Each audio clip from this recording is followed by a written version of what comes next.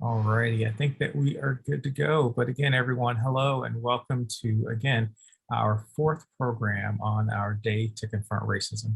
This program is entitled A Legacy, Student Activism on the Springfield College campus. Presenting this afternoon's program is 21 graduate Sabrina Williams. Sabrina is a former student trustee and was a sociology major. And presenting with Sabrina Williams is Sabrina Moore. Sabrina Moore is a member of the class of 2023. She is a history major and is the vice president of the Black Student Union and a member of the History Club. So Sabrina, we look forward to this conversation. The floor is yours. Thank you. I'll begin with the first slide. So with our project, we went and talked a lot about the origins of the demands from Black student activists. And so it would be important for us to also in this discussion also talk about the before times of this protest. So some of the notable incidents and events that occurred was the Black campus movement of the 1960s and 70s. The term Black campus movement is coined by, well, not coined, I wouldn't say, but Ibram X. Kendi, he wrote a book called Black Campus Movement that was a study on the sweeping national movement of Black students on different campuses around the country, going over and demanding change in their respective campuses. So in one example on the left is a photograph from the University of Wisconsin Black students where they were submitting demands to their chancellor. And that was in 1969. On the right, at the far end of the right, is another picture of Black students at Howard University seizing their administration building, and that was in March of 1968. So you can see that these could be influences for Springfield College's Black students in their kind of act of demanding change. Another incident was the assassination of Martin Luther King Jr. in 1968. I don't know if this is a lot of knowledge, a lot of people know this, but Martin Luther King Jr. was a commencement speaker a few years prior to his assassination. So he was a very big figure. But when his assassination came about, he didn't get front page news. He wasn't on the front page of the Springfield Student, which a lot of Black students were kind of offended by. In fact, what he got was he was on the fourth page, and it was a very brief article of the event, and a lot of Black students were not really privy to that, and also there was a lot of white apathy by the white students on campus. A lot of students that we found through our research, a lot of them were kind of, and just experiences of the legacy alumni, a lot of them were very kind of apathetic. There were some accounts of white students saying he deserved it. So a lot of those were kind of the attitudes that were surrounding Black students that made them feel very kind of fearful and not respected on campus. On the next slide, if you would, some other incidents were the cross burning of 1968. We found through research and evidence that there was recordings of a cross being burned behind a dormitory of an upperclassman dormitory.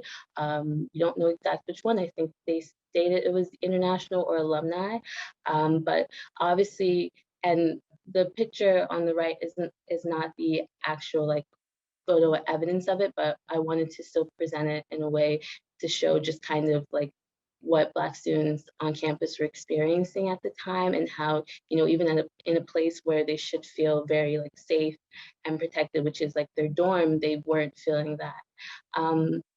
Another event was the Afro-American Cultural Weekend, which was after all of these experiences were happening, Black students decided that they wanted to educate white students and also kind of unify themselves, because you are looking at Black students from different backgrounds and different cultures. And so they thought that this was a great experience of having Black speakers from the community, and also having things like Soul Night, which was a time where you could have different Black foods of different cultures. And it went really successfully. However, the issue with it was that a lot of white students left the campus that weekend because of rumors that there would be a riot that would incite that same weekend. So it kind of felt very, again, a lot of frustrations building within Black students because, they have this weekend and there's very little lack of white students there to participate in it. So that was another one. And so on the left is a picture of a flyer of it. But sorry, no, that's it. So you can go on to the next slide. Thank you. So then now we have to talk about what happened on campus in 1969 and 70s. So on February 19th, 1969, there was a list of 9 demands that were issued to President Wilbur Laughlin. Obviously to the right, those are the list of demands with notes from faculty members, notes from a faculty member that we don't know the name of. The demands included things such as having a cultural center for Black students, having more Black students, having more Black faculty members and coaches, having a Black staffer at the admissions office so who can help in getting more Black students to come, a Black studies program. A lot of these demands, when you look at the Black campus movement, are very similar because it shows just how universal this kind of want of lack of representation was around the United States, that a lot of Black students wanted the same thing to show that how much there was a lack of representation for them. On the second slide, thank you. After the issuing of the first demands in May of 1969, the Black student activists submitted a revised list of demands. It was 11 more demands, and they cited that they issued these new demands because of a lack of progress with the original 9 demands. Later on, Wilbert Laughlin rejected those demands, and so in May 14 and 15, a group of 33 Black student activists staged a takeover of the administration building, and then they left peacefully the morning of May 15th. To the right, you can see Dr. Jesse Parks. He was one of 3 Black faculty members, and he had a very big influence within the Black community at Springfield College, and you can obviously see that here with him kind of leading the Black students out of the administration building, just kind of showing his impact to the Black students at that time. You can go to the next slide, please. Thank you.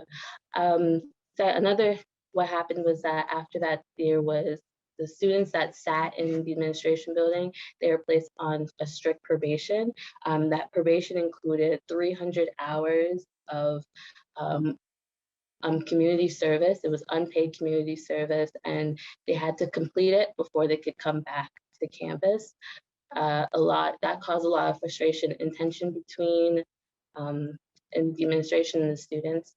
But then, going a little forward in time, in 1970, March 10th to the 12th, 49 African-American students took over Massasoit Hall, and then all of those students were then subsequently jailed. In the picture next on the right, those are 3 unnamed community members who are acting as kind of protecting of the Massasoit Hall building. They are obviously showing there's a connection between the students on campus and the community, again, showing just how universal this kind of want for change for Black students was. In April 6th, there was a, sorry, hold on a sec, I apologize extremely sorry. See, okay. On April 6th of 1978, there were 19 students that took over the administration building, basically to protest the disciplinary proceedings against Black student activists. And then in April 11th, not the same, but 6 white students then staged a 115-hour hunger strike to protest disciplinary action. So it also showed just, again, that it's not just Black students who are combating for change. There are also white allies there as well who are willing to kind of make the steps towards change for Black students as well. Next slide, please. Thank you. So the aftermath of these protests, which are titled like the Collegium, is that 30 of the students were placed on strict probation, again, including the community service I talked about earlier, but the 19 students who had taken part in the administration building takeover the previous year were subsequently separated, or as people will know, like expelled from the college. And then in the summer of 1970, the Collegium was created. The Collegium is basically a study, a self-study that would have been done by the administration, as they realized that, after 2 years of, just ongoing protests from different sides and of the campus, obviously there has to be like a problem, and we have to find the root of this problem. Unfortunately, most Black alumni felt it was very ineffective, and if you would like, I could talk about that more of the criticisms in the Q&A portion of it, but I want to keep it quite simple so that Sabrina Williams could go on to her section of the presentation.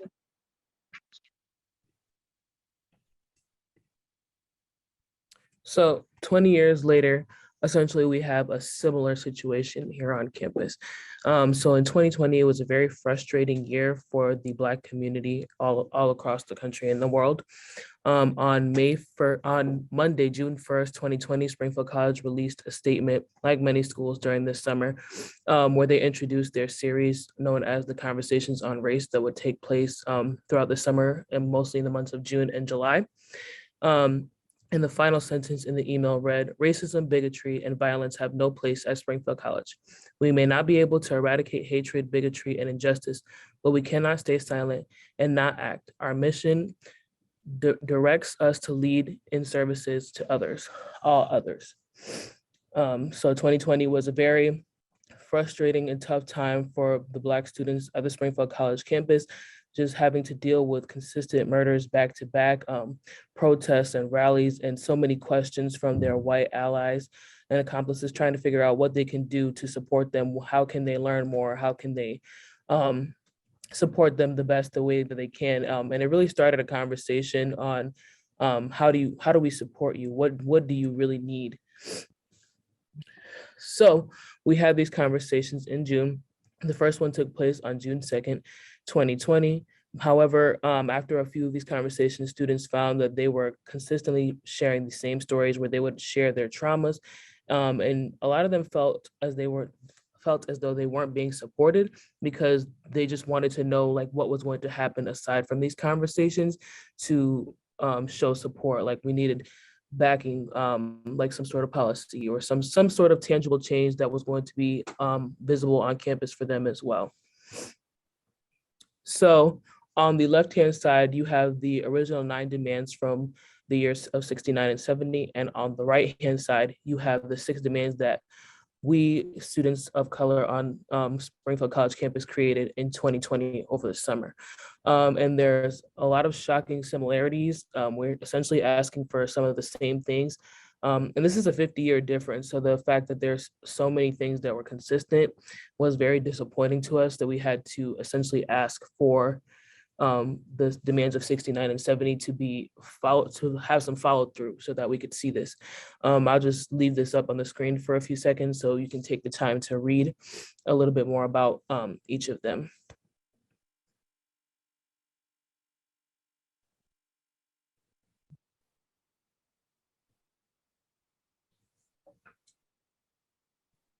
Okay, so this essentially led to meetings with President Cooper and her leadership team. We would have monthly meetings. This would be myself, Chris Rim, and other members of the following student groups. This included Student Society for Bridging Diversity, the Black Student Union, Women of Power, and Men of Excellence. So members of these following student groups would meet with President Cooper on a monthly basis to discuss some of the following topics that include the list of 6 demands that we gave them, public safety and the lack of relationship and trust students of color had with public safety, BIPOC recruitment and retention, curriculum adaptation, not just the 1 credit course. I left here on the right-hand side a screenshot of our demands and the notes we would take when we would have meetings with President Cooper and her leadership team. So not just the 1 credit course, we also wanted curriculum adaptation for each department to ensure that essentially each department had a social justice lens in their curriculum. For example, somebody who's studying physical therapy needs to understand the social justice realm of physical therapy, because there are discrepancies in which people of color are treated in the healthcare system as opposed to those who are not people of color. So how do you address that in the physical therapy program? Also in the criminal justice program, for example, we have a lot of students here who want to go into law enforcement, become police officers, become lawyers, so on and so forth. So you need to be able to look at the justice system with this social justice lens and see how does this justice system help people of color and how does it hurt people of color, and how do you avoid that in your line of work. We also talked about accurate representation of diversity on marketing materials, and the SCDOP, which is the Springfield College Diversity Overnight Program. This was supposed to help improve recruitment and retention. Springfield College has its first official Black Lives Matter March on October 15, 2020. And here are some of the pictures and the flyer we used for marketing. This was really important for us to have because we really wanted to see the support on campus. We really wanted to advocate. We really wanted our voices to be heard, and we wanted the campus body to understand that this is not something that is trendy. This is not something that, you post a Black square on Instagram and it's over and done with. No, this is people's lives. These are real and serious problems, and they've been going on for generations, hence 69 and 70. And here we are at this time in 2020, and essentially nothing has changed. So we had the march on campus, and we had some speakers talk about, what Springfield College had intended to do to support their BIPOC student population. The Black at Springfield Instagram page came about during this 2020 semester. There are a few screenshots from the Instagram page where you can see it's essentially an anonymous Instagram account where people could share their experiences and their concerns. These are some of the experiences that people had. The one in the middle is the most disturbing, but I will give you a few minutes or a few seconds to just read them and to take it all in.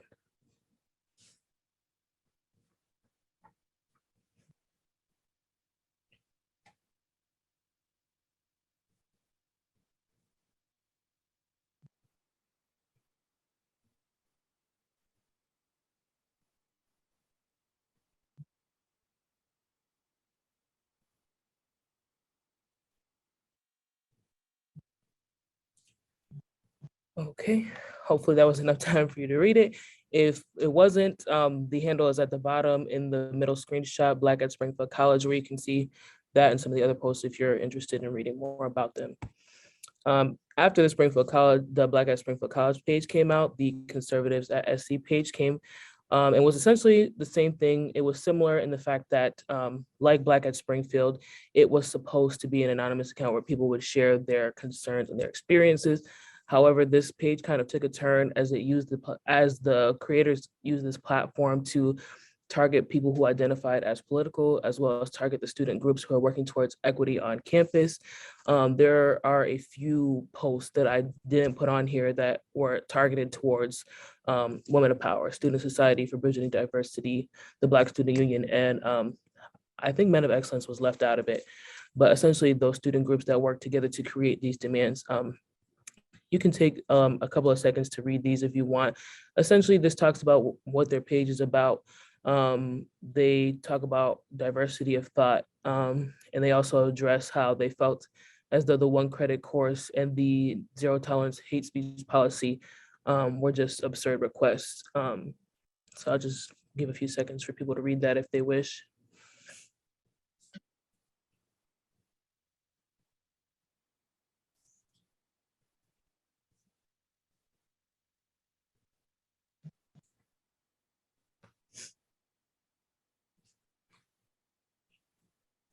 Okay.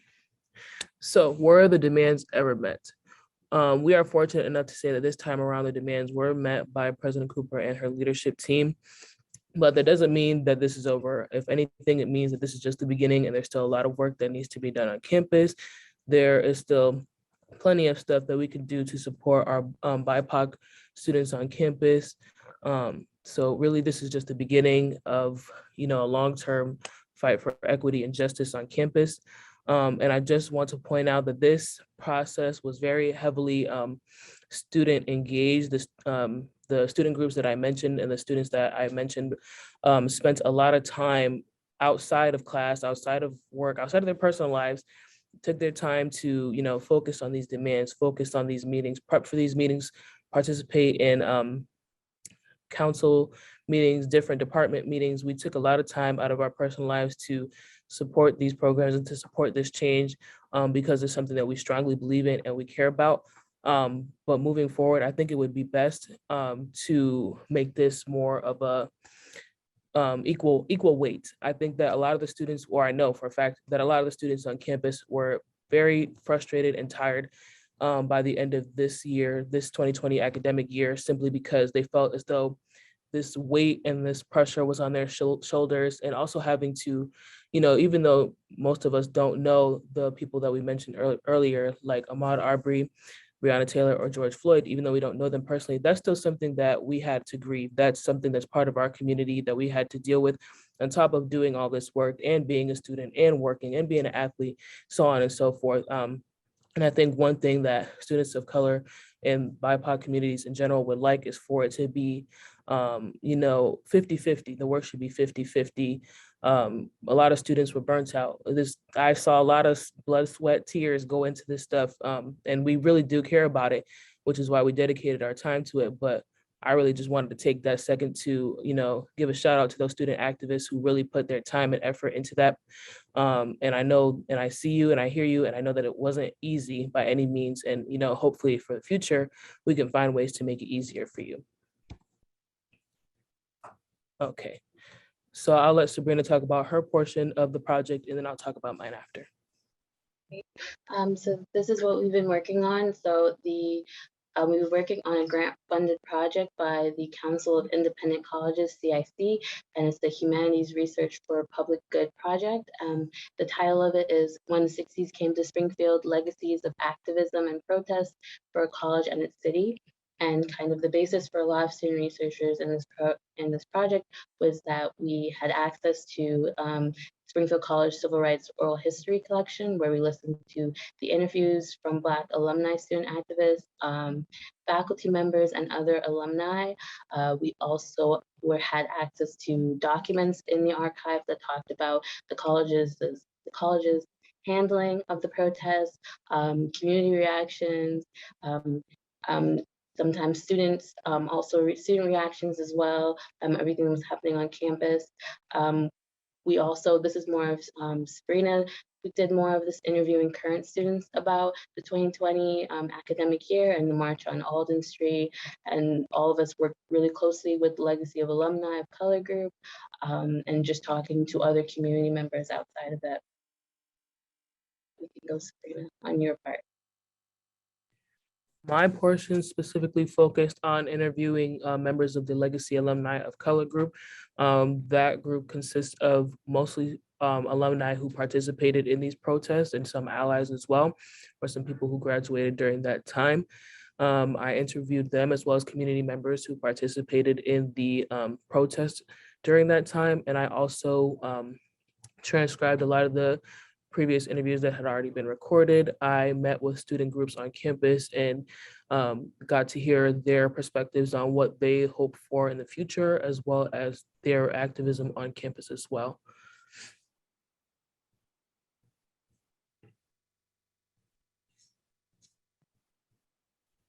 This is just more formal information on the exhibition and the symposium. So our exhibition opens March 29th and it will be on display until June 26th. If Sabrina could just I guess copy paste those into the chat maybe, I don't know if it's possible or not. And then the symposium takes place on April 4th.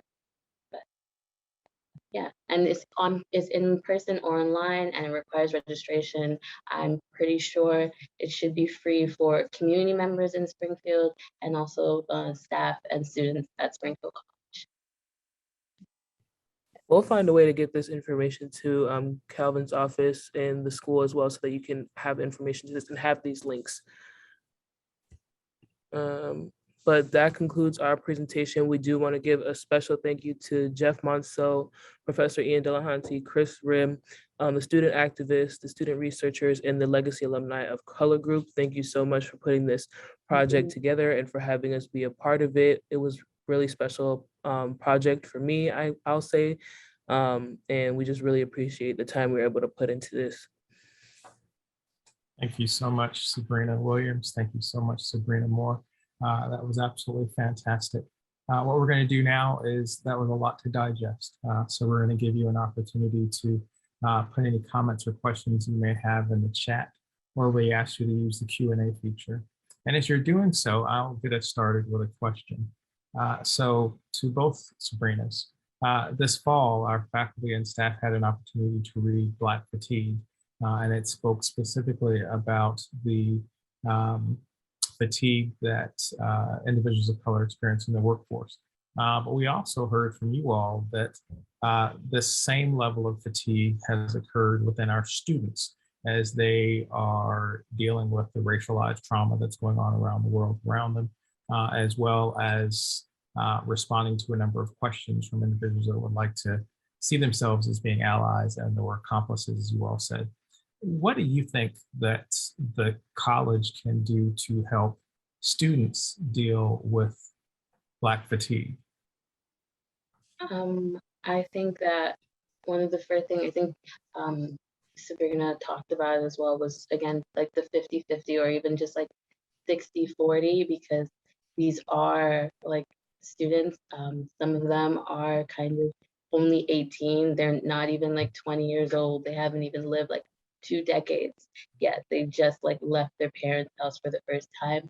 And so for them to kind of take on those struggles of change through just like moving, to also the struggles of being Black in America or being a BIPOC student in America, and having to deal with those traumas on top of schoolwork, because in a lot of rigorous classes is a lot. So I think it comes down to the school just being more like 60-40, just doing most of the bulk of the work, instead of turning to the students being like, here, this is your problem. Like, it shouldn't have to be that way. It should be more of the school really reflecting on itself and being like, we need to put the proper people and time, and the proper people just aren't the students alone. Thank you, Sabrina Moore. I was gonna say, I think one of the biggest things that we could have seen, I know we made attempts for this during this year, during the 2020 academic year, but I think counseling was probably one of the biggest things that needed to happen. And not just like group counseling, but also like individual counseling. I know we hired a BIPOC representative to kind of handle those concerns. But I think that that's something that should be, continuous, like continuously having these group meetings or continuously advocating for them to, just sit down and, decompress on all of that. The other thing, like I touched upon earlier, is that these are students that have a lot of things going on, and college is not cheap. And we did a lot of work. So I think finding a way to compensate students is a big thing, big thing. A lot of us worked 2 jobs, went to class, did this, participated on numerous boards, and it's just a lot of work. So I think finding a way to compensate them some sort of way is extremely important. This is also like, we were doing stuff that, ideas that nobody had ever really brought to campus before, original ideas. And I just think that, making the conversation, like I said, 50-50, like showing up to the conversation with your own ideas and your own plans and how to go about it. And I know that that was the case for some of our PLT meetings, but also just not relying on your, your BIPOC community to have all the answers, or to have the time to give you the answers, because we're people too. We have lives, we have schedules just like you, and it's not really fair to depend on them to have the easy access answer for you. It's about you doing the work and having the time to take out of your own day to educate yourself. I think it was a misconception, especially during that summer of 2020, that we're supposed to know all the answers, and more importantly, that we should want to share our experiences, but you essentially re-traumatize people when you consistently ask them to reshare their experiences or reshare their ideas and thoughts, or to continuously have a conversation that they're kind of tired of having. So for those who don't identify as BIPOC and who don't, resonate with these experiences, take the time for yourself to do this work if you really want to understand what's going on. I think that helps us a lot. Take some time to do the work yourself. That's absolutely good. All right, we do have a comment from, or question from Dr. Becky Lartigue. The question is, what is one campus initiative, curriculum revision, or program, or hiring of BIPOC faculty and of staff, et cetera, that you would most like to see prioritized in the coming years by Springfield College?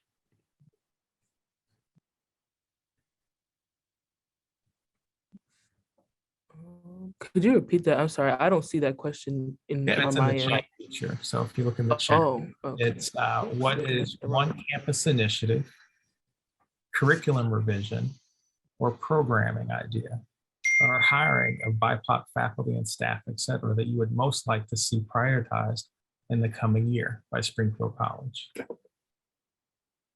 I think, oh, sorry. Go ahead. I think Sabrina touched on it, but I think definitely more mental health, like definitely more BIPOC counselors. That would be probably great, because right now we only have one, and I think that number should definitely like multiply, because there are more than one black BIPOC students on campus, and so I feel like not to just like, again, like just have, what's the word, like just have, not have it, us all monopolize on that one counselor. We should have more than one counselor to also not depend on for counseling, instead of just having one person. So I would like to see more mental health counselors of different races and different ethnicities within the counseling center.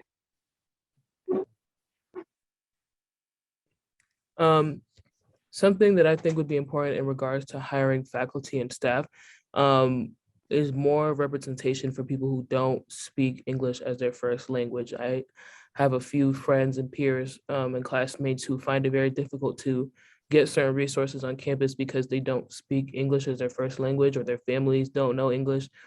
And it's incredibly difficult for them, and it poses this huge barrier between them and the resources that they need, because they don't have people to speak the language for them and to understand them. So I think that's the biggest thing. I think the biggest places where those those representative voices need to be, or the various languages need to be, is the financial aid office, the registrar's office, the academic and disabilities center. And I think that that's pretty much the big three places that need it the most. And then for curriculum revision, I am a huge advocate for people finding a way to make their curriculum in that social justice lens. So like the example I gave earlier with the physical therapist. First of all, I had never heard of physical therapy till I got here. But the physical therapist should be able to know how to avoid discrepancies in health when it comes to having BIPOC patients and not having BIPOC patients, and how do you avoid that? Same thing goes for like my example with the criminal justice department, having that lens in regards to the cops that you're going to essentially send out into the world, the lawyers you're going to send out into the world. And I know we have some dedicated classes to that, but really every class should have some sort of lens on that. Every class should have some sort of conversation on that. We shouldn't just leave it for the class that you might never get to take because it's not even a core class for you. It should be in every conversation that we have. And then one programming that I really want to see strive is the diversity overnight program. This is the first year we're actually doing it this weekend. But that's something that I really want to see, 10, 20 years from now, especially if you're going to be asking me to donate some money. I want to see that happen so that I can see that it's, reaching out to community members, and it's reaching out to students who look like us, who may not have any idea like that college is even possible for them. So those are probably my big three things. I really like that idea of a curriculum audit, and Becky says thank you. She loves those suggestions. All right, so we have a couple other questions that have come up in the Q&A area. So one is sort of a comment as well as a question. Hi, Sabrina and Sabrina, thank you for sharing your project with us. You have plans to continue this work through your careers, and that you are making the change in the world, you are making the change you want to see in the world. Thank you both. So the question is, do you plan to continue this work through your careers? Sabrina, you want to go first, or you want me to go first since I graduated first? Yeah, you're right.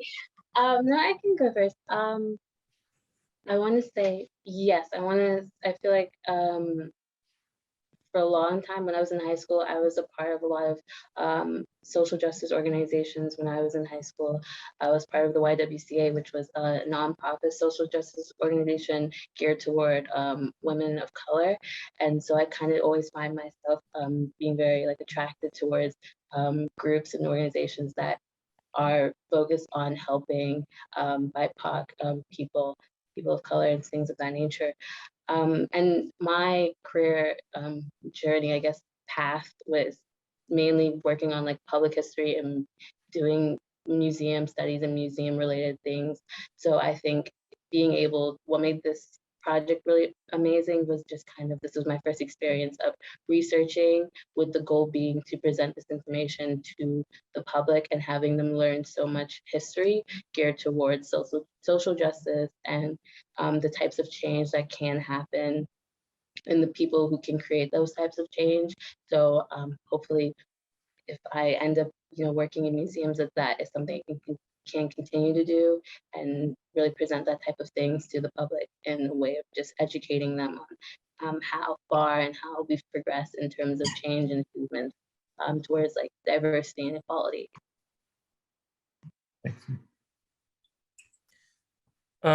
For those of you who may not know, I identify as African American or Black and Latina. I am a first generation college graduate, and I had no intention of becoming a teacher whatsoever. However, I recently just accepted a job offer for an organization known as Teach Western Mass, and their objective is to essentially eliminate as many barriers as possible so that they can diversify the teachers in the classroom. They're looking for Black and Latinx educators. So I signed on to be a special education teacher for grades 5 through 12, and I will be participating in that program this year and next year. And after that, I don't know if I will continue to be a teacher or if I will move on, but I know that my career has to do with essentially getting first generation college students to go to college and graduate, eliminating those barriers in regard for resources towards education or their dream job. Higher education is not for everyone, and I completely understand that, especially coming from a family where no one wanted to pursue higher education. So that is really much my goal. I always wanted to be a social justice lawyer, and it's not completely off the table, but it most definitely is off the table for now. Never say never, never say never, right? Thanks. All right, so we do have some congratulations to you, Sabrina. Thank you. All right, we've got time for maybe one or two more questions if there are any.